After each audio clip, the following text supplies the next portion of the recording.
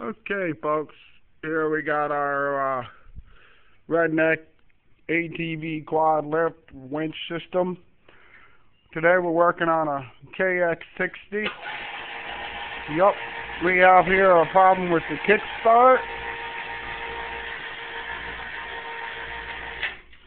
As you can see here, the kickstart lever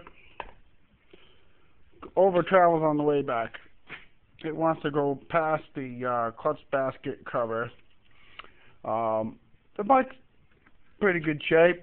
The customer says that it runs like crap too, and it's a two-stroke. They do tend to have some issues with spout plugs, overfueling system, flooding.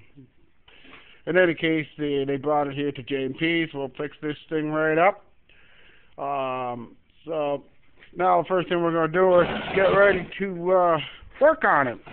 We got our cable, drop it right underneath it, drop it down just enough to keep it from moving, like this. What's unique about the table is you can sit down and have a drink or two while working on it. Pull up a chair. Alright.